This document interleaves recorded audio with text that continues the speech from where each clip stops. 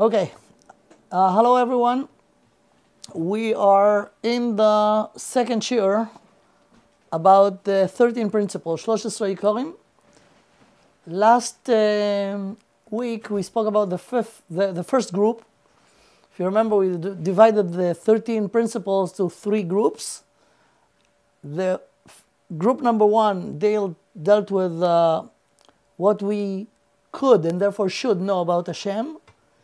And group number two, which we will discuss today, will be about Torah Shamai, that the Torah was given from Hashem, and that includes four principles.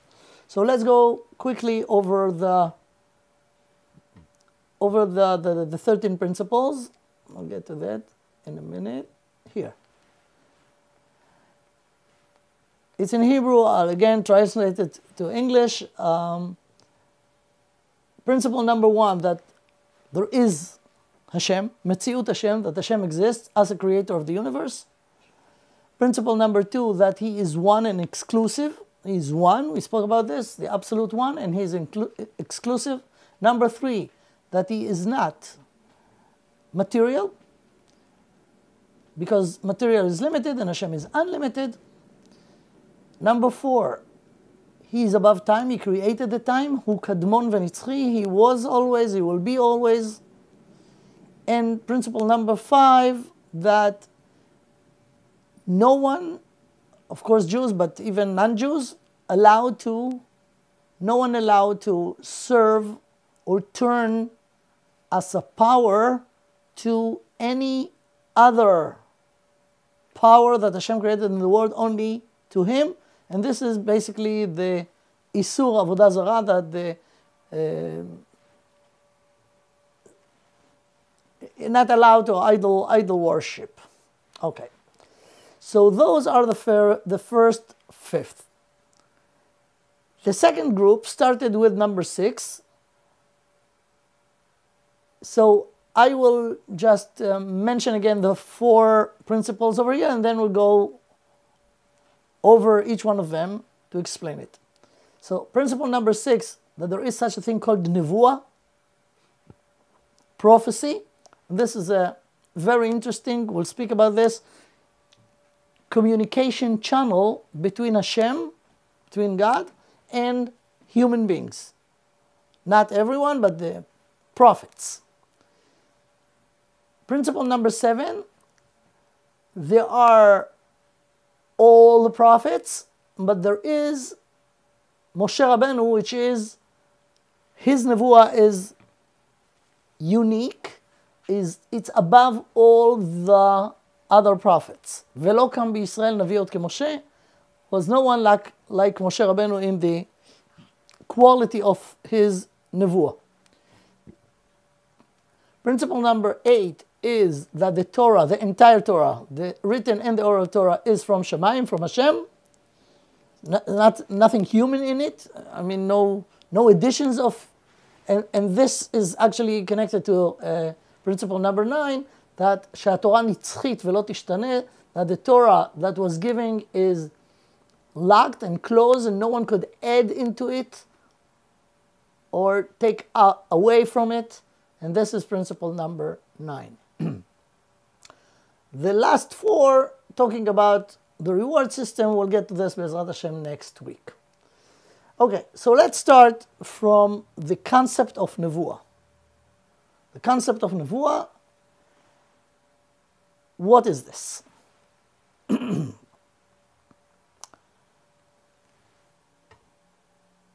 Okay, basically, think of Nevuah. In order to understand a bit what Nevuah is, we have to understand how we know what we know in the regular way. When I want to know something, when any one of us want to know something, we are connected ourselves to the things that we want to know. Meaning, let's say I want to know what's the weather now in Jerusalem. I'm here in New York. How am I gonna know what's happened in a place that it's not the place that I am in?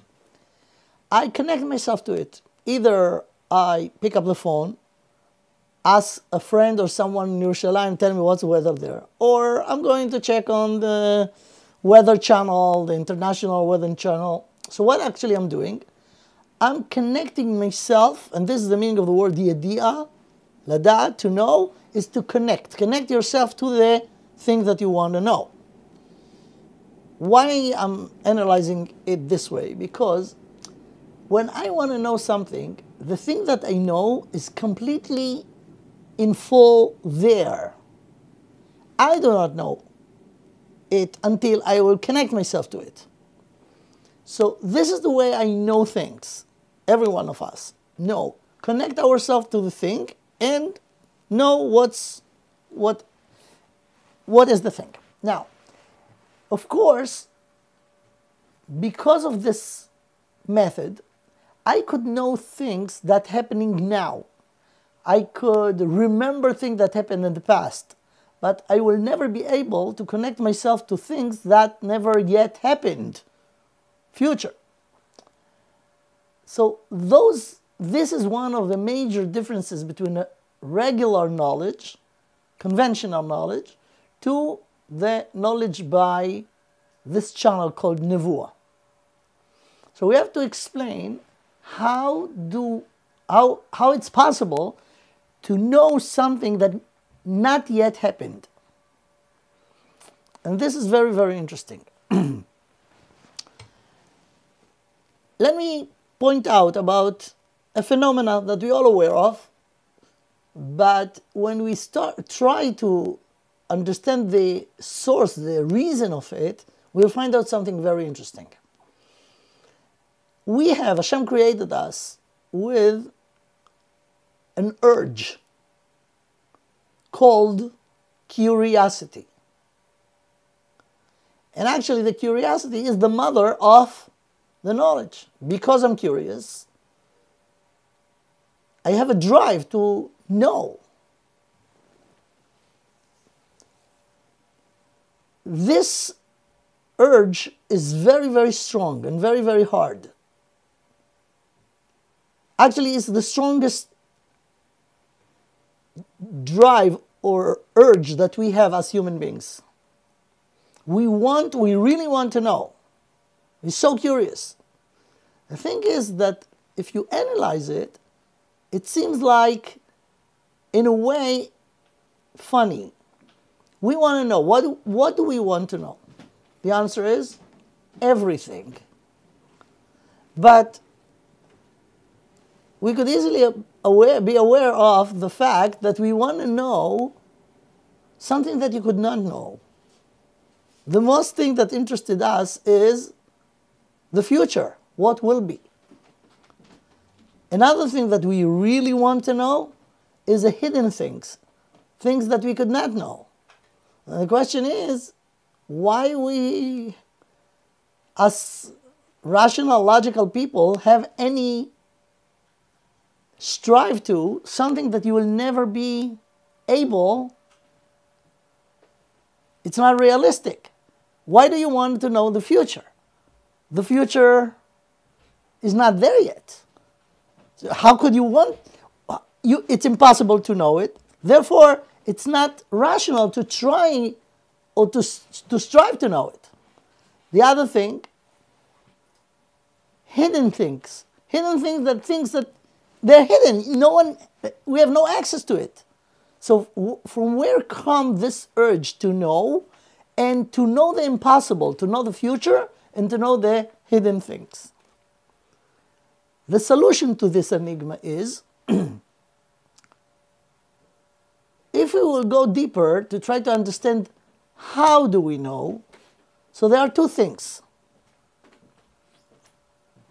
There is the body. The body has the senses. The senses give us the information about the reality around us, right? The eye is a camera. The ear, we could hear sounds through the ear. So all the five senses are actually the tools to bring the information from outside into where? To our conscious. why I could... Now, the senses are physical. All of them. Therefore, they are limited, as every physical thing, by time and space. The thing that get the information, which is the conscious, or in the Machshava Kabbalah terms, the neshama, is the one that this information comes, the information about the reality around us, come to it through the senses, which are the tools. Now, the tools, as we said, are physical. Therefore, they're limited by time and space. But the neshama is not physical. And the conscious, which is a function of the neshama, it's not physical. The problem of the neshama, that the neshama is locked. It's in the body. It's locked in the body. It's like someone who has a lot of potential, but they're in jail. So the jail limited them from outside. But because the jail is bigger than them or stronger than them, they could not break through it. Therefore, they could apply their potential only according to the limits that they are in. That's actually what happened to the neshama.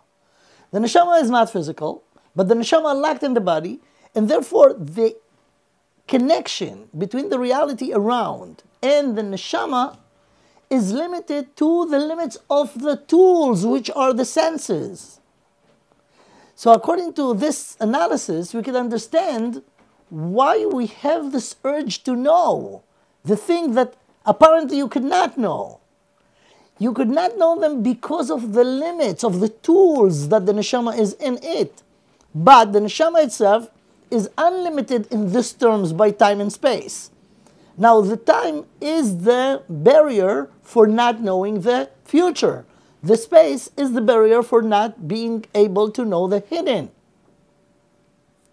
So you see, this is the regular situation. So how do we know? We could know very little according to what the information that goes through the senses. And because the senses are limited, the information is limited. But the information is much bigger than the senses. But that's the way the conventional knowledge works. And here we come to the Nevuah.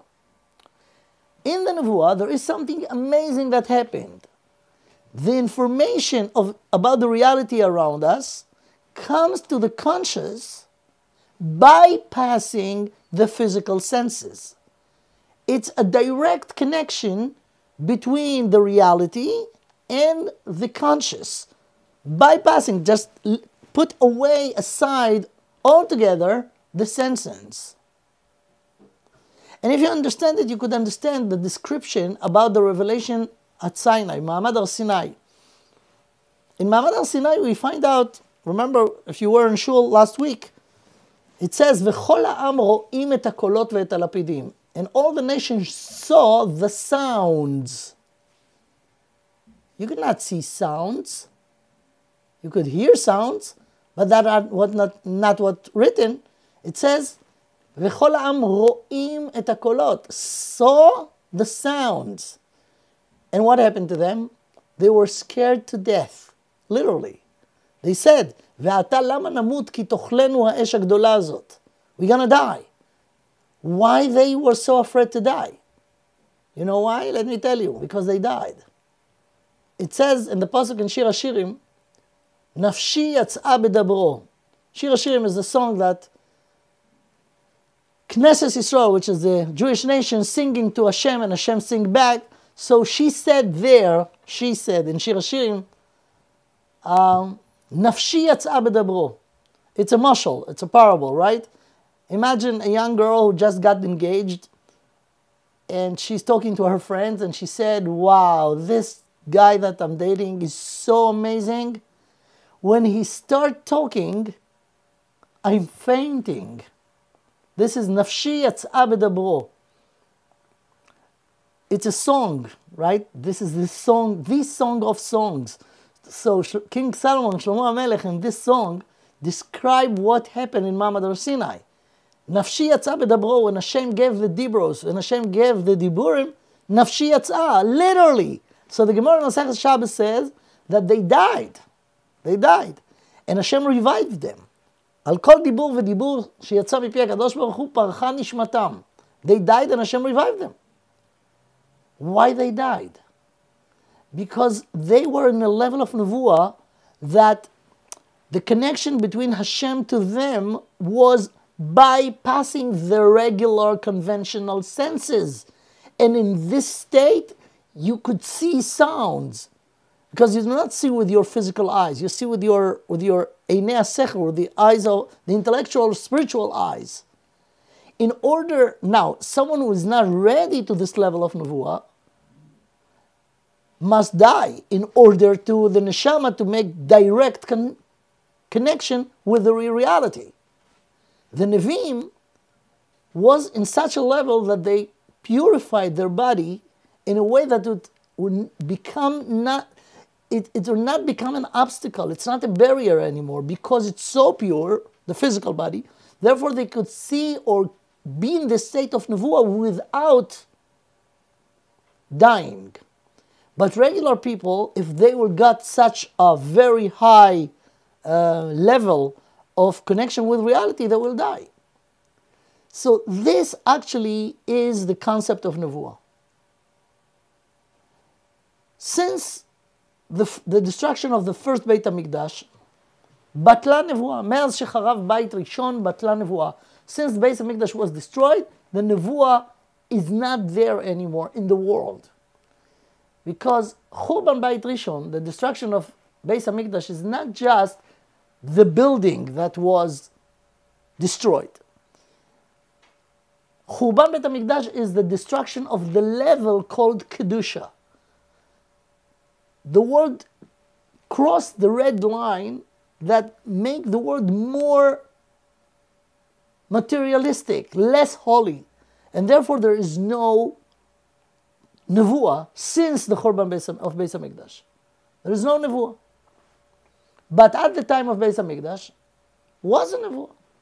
And the special people who were holy, who were purified, Hashem appeared to them and talked to them.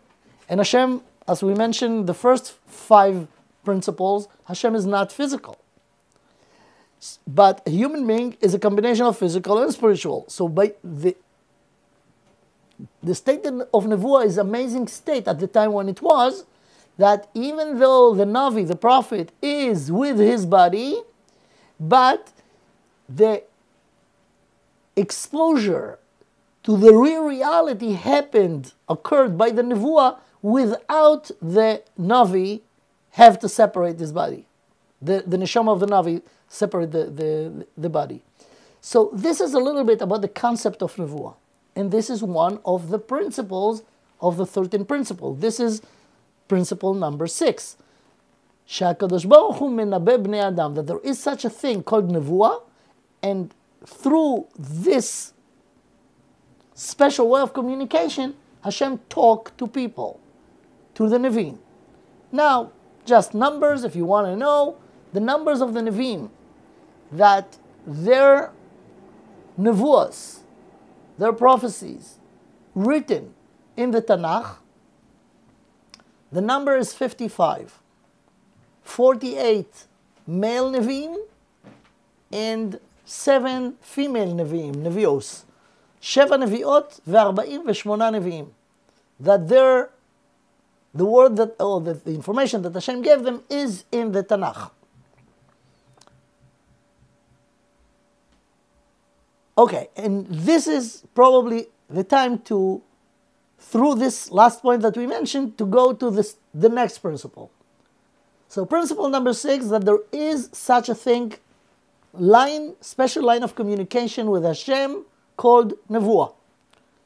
Principle number 7 is there are all the Nevi'im, but there is only one Navi that he is in the highest level of nevuah, and we'll explain what's the difference between the nevuah of all the Nevi'im and the nevuah of Moshe. And this is a principle by itself, that nevuat Moshe is the highest nevuah ever. So, The question is why this is a principle by itself, what's so significant about it? But let's first try to understand this principle. In what way the Nevuah of Moshe Rabbeinu is special? You cannot compare any Navi to Moshe Rabbeinu. So in order to understand this, we have to remember a small few psukim in the Torah in Sefer Bamidbar. At the end of Parashat Ba'alotcha, in Sefer Bamidbar, there is a story of Miriam and Aaron that speaks about Moshe. And if you remember, the result was that Miriam, at the end of this conversation that she has with Aaron, her brother, she got a tzaras. And Moshe Rabbeinu davened for her, like the last psukim of Parshas Be'alotcha. In Perek Yud Bet, chapter 12 in Bamidbar. So what was the story? The Torah says the following, I'll say it by heart. ותדבר מרים ואהרון במשה על אודות האישה הכושית אשר לקח, כי אישה כושית לקח. So the Torah says that Miriam, ותדבר מרים ואהרון, she was the initiative of this conversation. She turned to Aaron, her brother, and she spoke about Moshe. And she said, Moshe took Isha Kushit. Now, Isha Kushit in the Pshat seems like a black lady.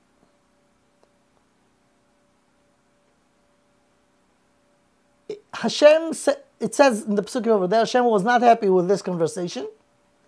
And he called Aaron and Miriam out to Ohel Moed.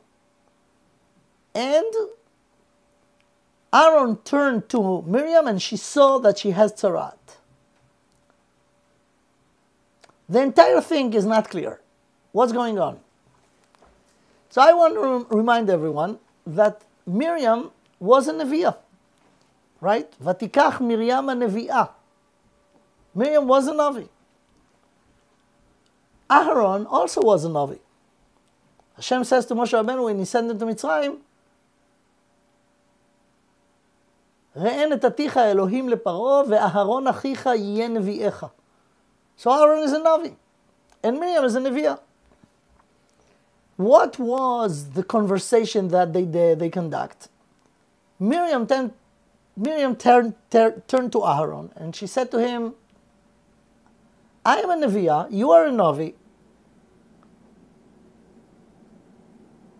We know the rules of Nevuah. So how come Moshe Rabbeinu has a special rules? All of these things not really written clearly in the pasuk, but if you look at Rashi bring the Medrash and let me give you the information and then we'll understand what's going on. As I mentioned before, it says in the pasuk that Moshe married a black lady, ki isha kushit lakach. It's not true. We know who was the wife of Moshe Rabbeinu. Moshe Rabbeinu was married to Tzipporah, right? Tzipporah was the daughter of Yitro. Yitro was a Midiani. He was not Cushi. So why it says Ki Isha Kushit Lakach? Says Rashi in the name of the Midrash that it was just a parable. It's not literal. It's like when you have a black person among not black people, he's very known. It's clear that he's not like the rest. The same way, when Tzipporah, the wife of Moshe, was among other ladies, it was very, very known, very clear, very obvious that she was different. Different in what way? She was beautiful. That's what Rashi says in the name of the Medrash. And actually, there is a very interesting hint that the gematria of Kushit and the gematria of Yefat Toar is the same number. Make the calculation. Anyways, so what was the topic of the conversation? Miriam came to Aaron and says, it's a shame that Moshe Rabbeinu separate his beautiful wife.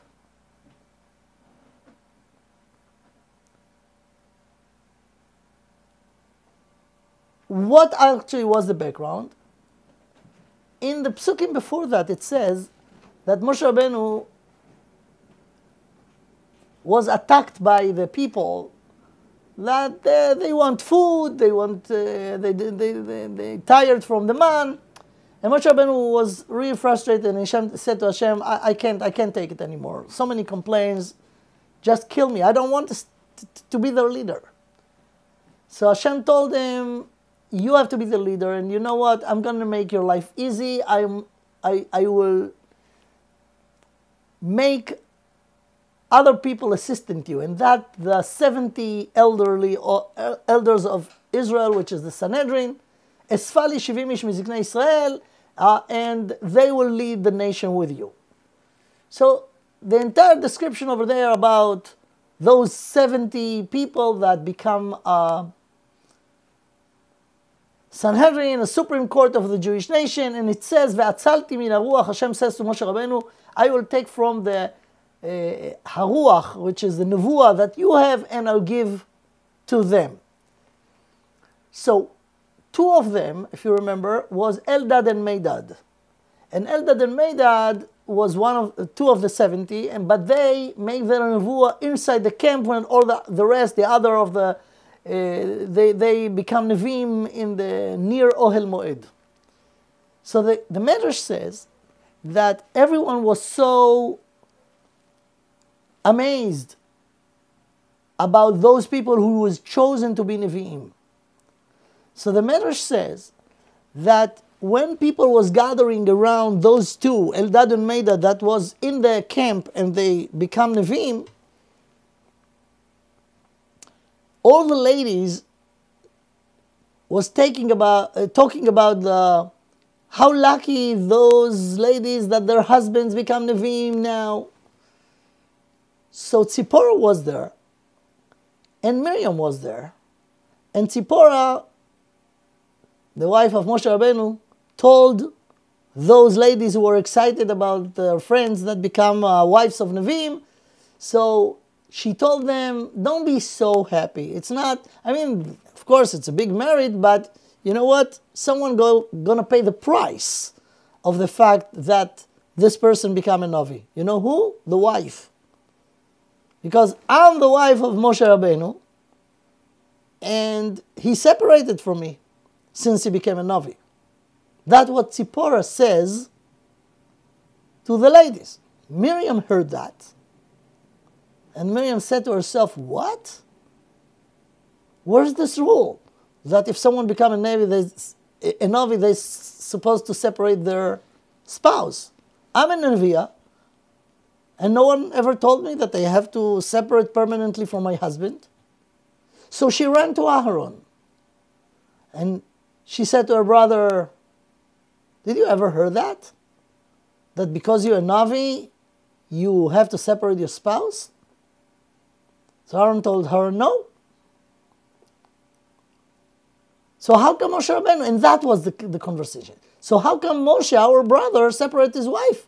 She just said, Tzipporah. I just heard Tzipporah, Miriam said. I just heard Tzipporah saying that Moshe Rabbeinu separated her since he became a Navi. That was the conversation. Because of that, Miriam turned a leopard. She got a tzarat.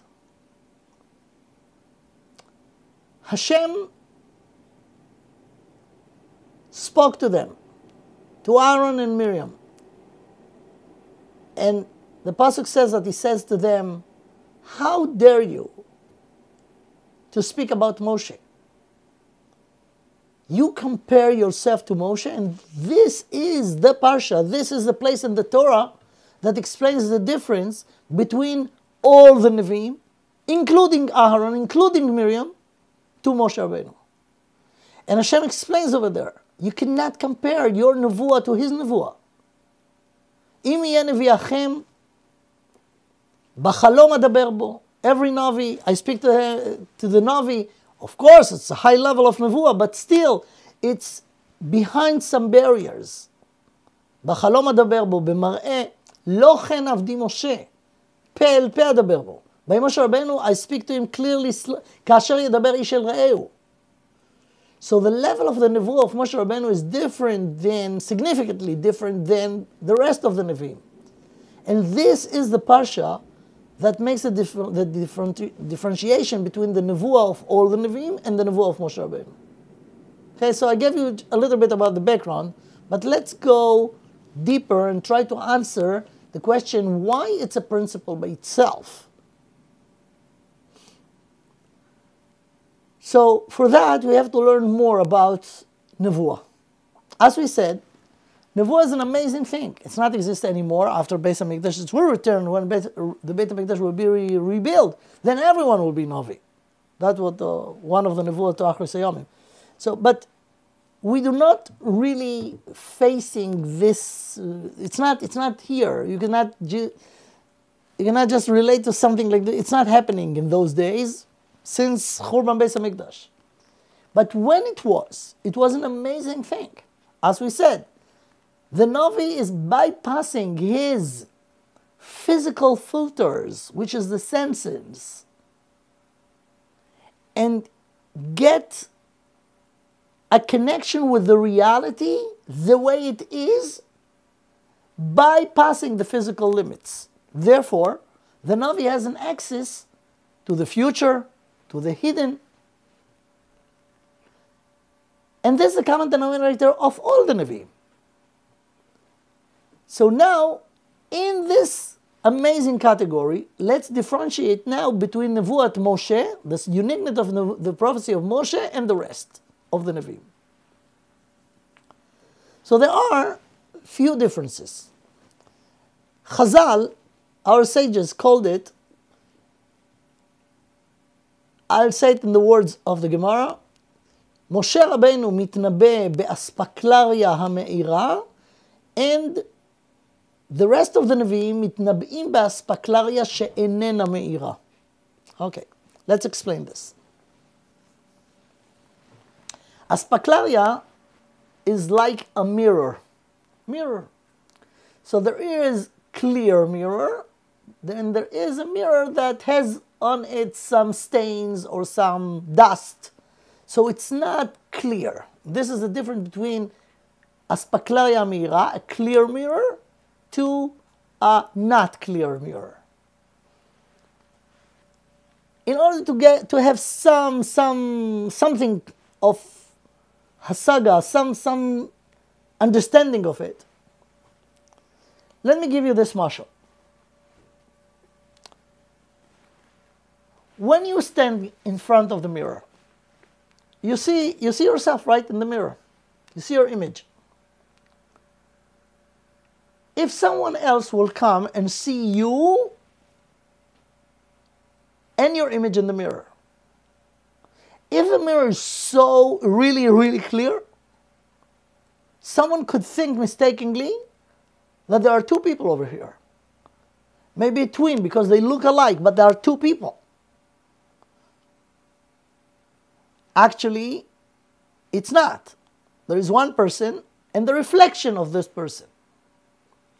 But the reflection looks so clear that it looks like another person.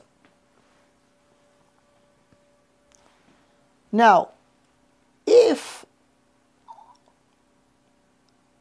I will do another thing, and for that, let's use an example that everyone knows. Let's say you sit in the car. You drive a car.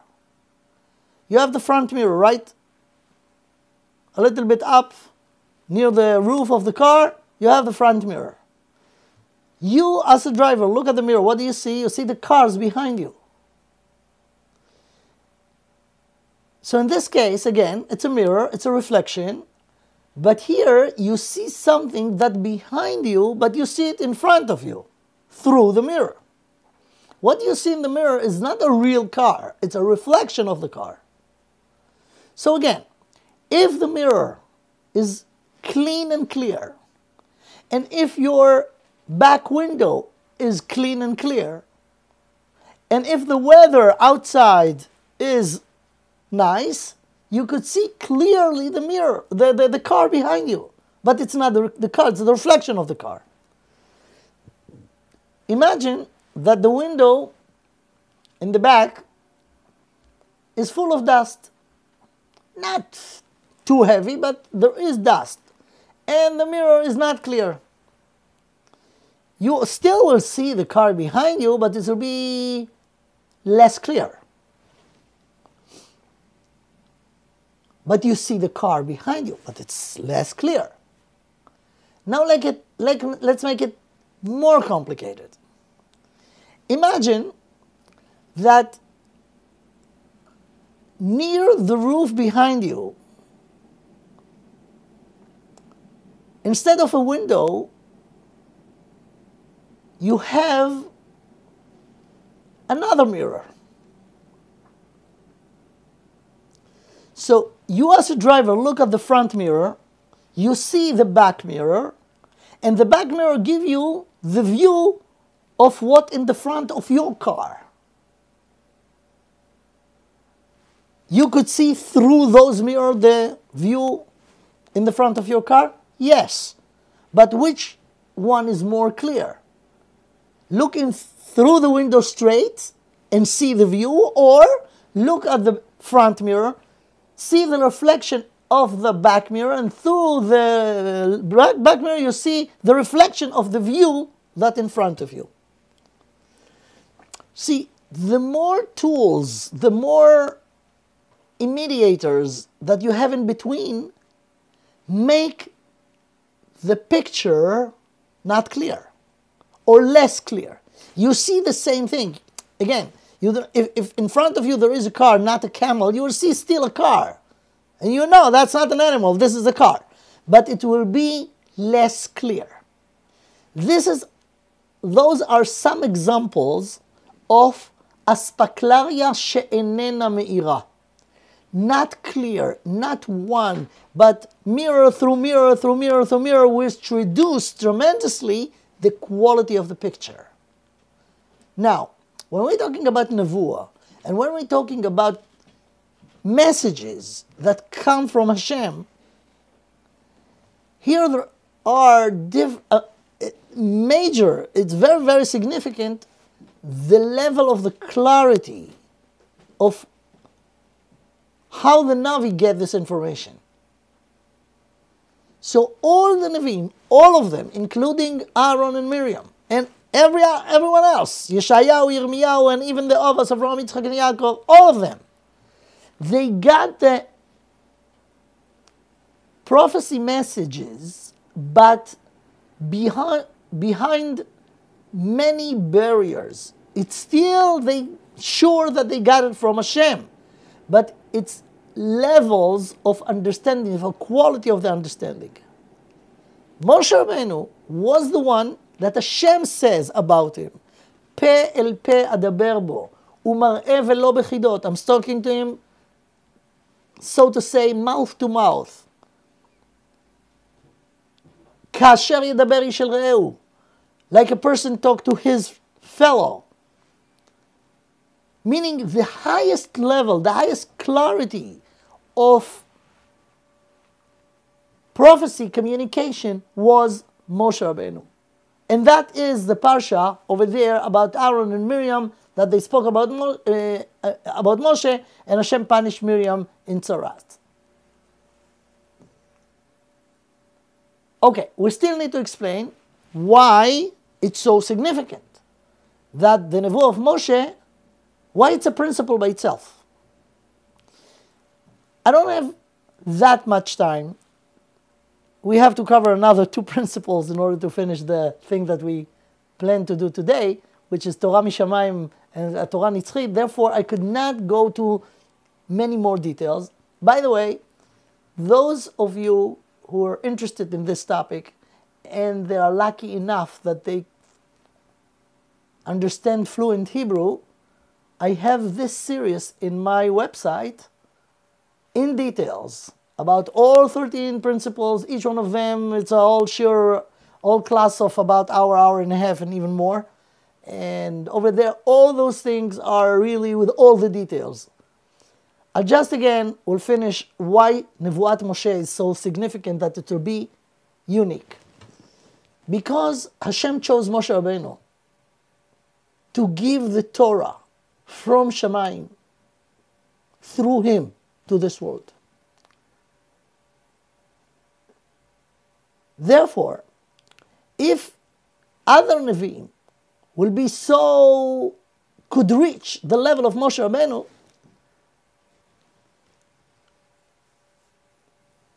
they could say, if they are Navi Sheker, you know what? Yeah, Moshe Rabbeinu was a Navi, he got what he got, but I got I got some change, even change, a little bit change from the thing that Hashem gave Moshe Rabbeinu. And I'm also a Navi. Therefore Hashem made it that no one will be in the level of Nevuah of Moshe Rabbeinu. Because of his special job, and that connected to the 9th principles over here, which is שהתורה נצחית ולא תשתנה. The Torah that Hashem gave us is complete and will never be changed. Will never be changed. Because, again, the Torah are the instructions from the Creator of the universe. He knows everything. When you change something, when people change their norms, their values, there is a room to change, to update. Why? Because the world developing, things change, so therefore, according to this, we change everything. One thing you could not change, the reality. The laws of nature. The laws of nature are there since day one, since Hashem created the world. No one said, you know what? We are now living in a different world. It's a modern world. So let's change the laws of nature. They are old. They're not relevant anymore. No one say that. Because the laws of nature are the reality, are the part of the reality. Hashem created the physicality with the laws of nature. Guess what? Hashem created the spirituality with the laws of spiritual. And the same way the laws of nature and the physical not changed, not changeable, same way the values, the laws of spirituality is not changing. It's part of the reality of spirituality. Therefore, the Torah that Hashem gave us is eternal.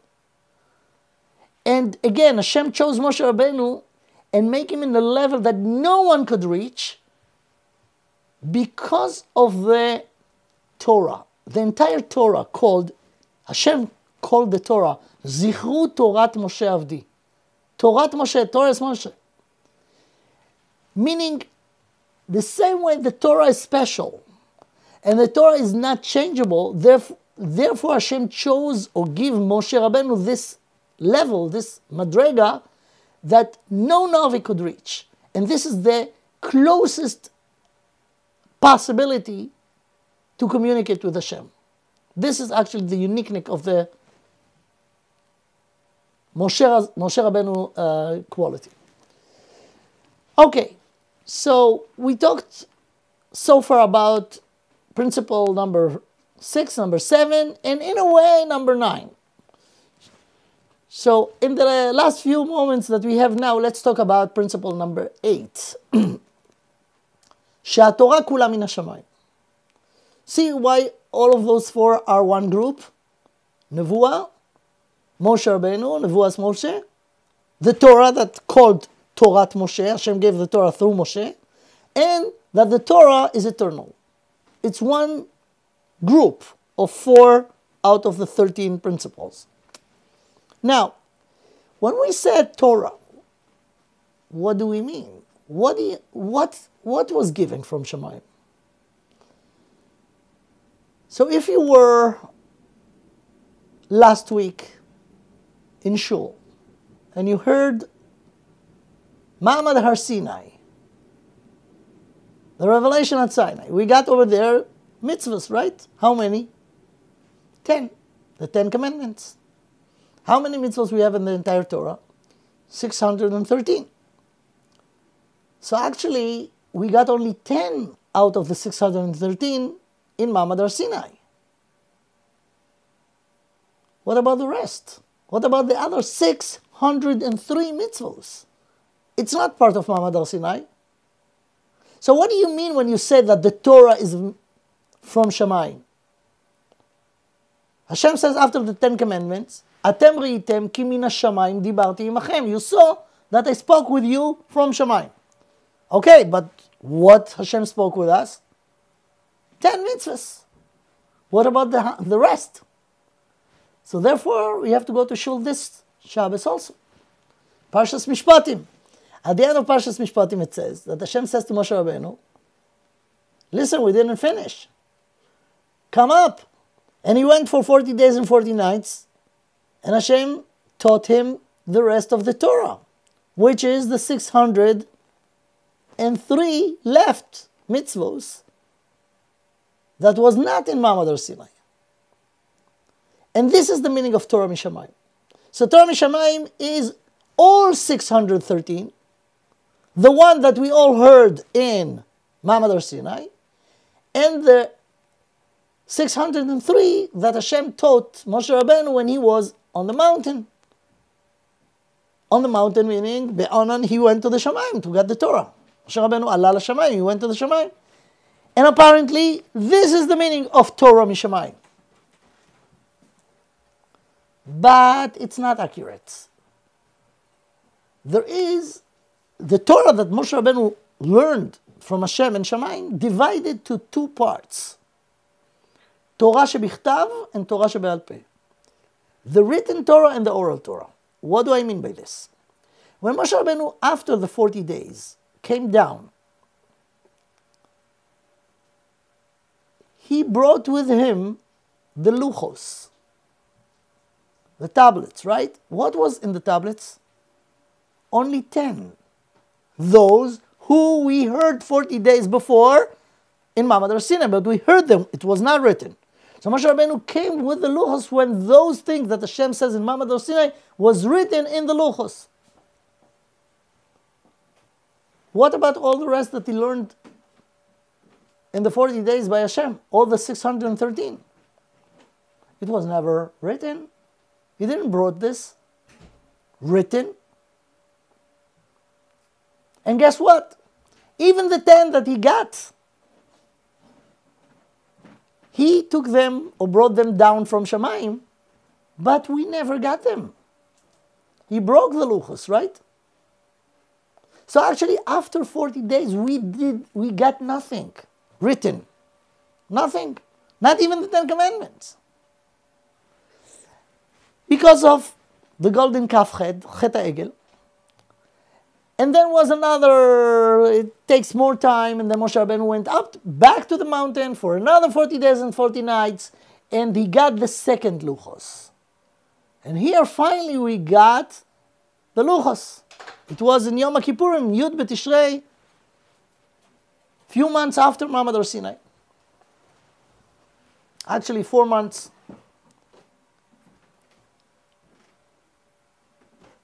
The thing is, that even when we got the second luchos, the Torah is not written yet.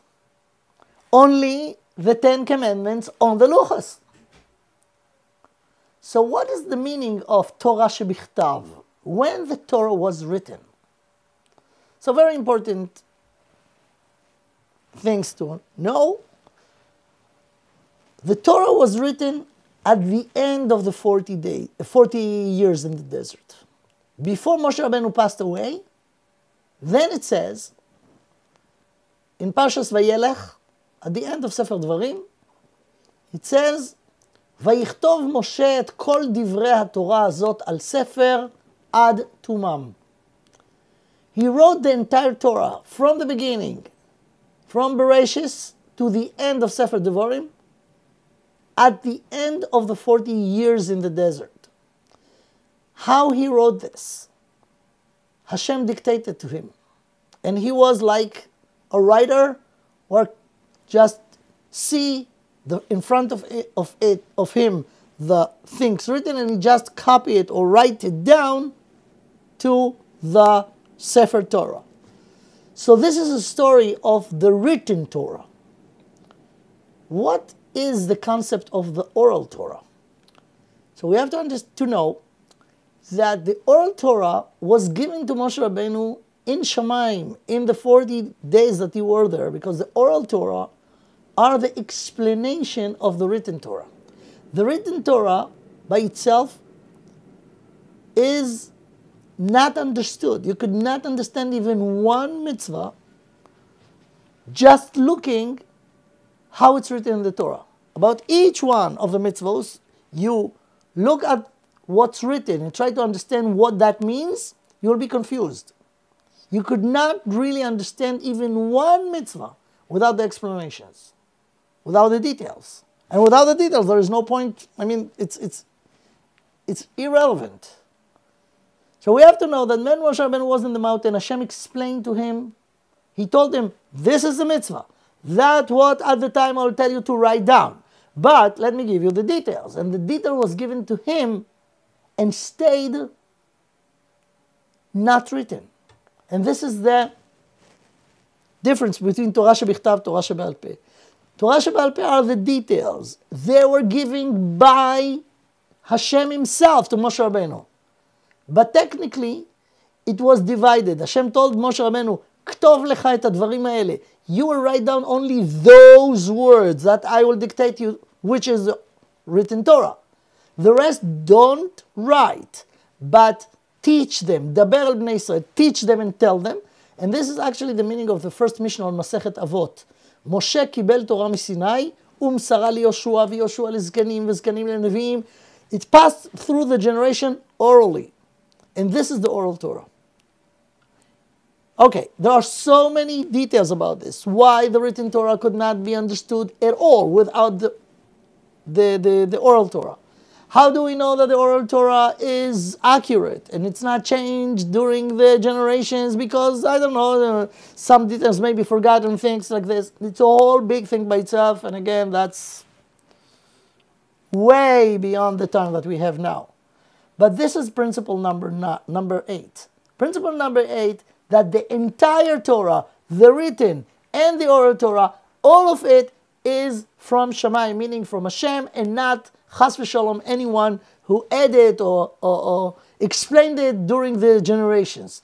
Everything is from Shamai. This is a principle by itself.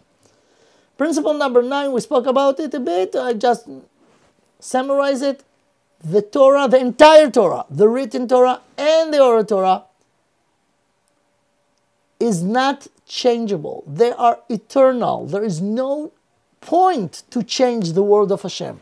If people wrote it chas v'shalom, then other people could say, you know what, at their time it was good, now it's time to change. But if it was written by the Creator himself, he did a perfect job. Therefore, the Torah is never going to be changed. Even one little thing in it is all eternal.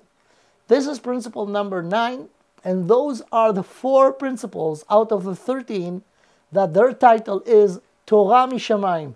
Now we understand it a little bit better. What's Torah mishamayim? Torah shebichtav, Torah shebe'al peh.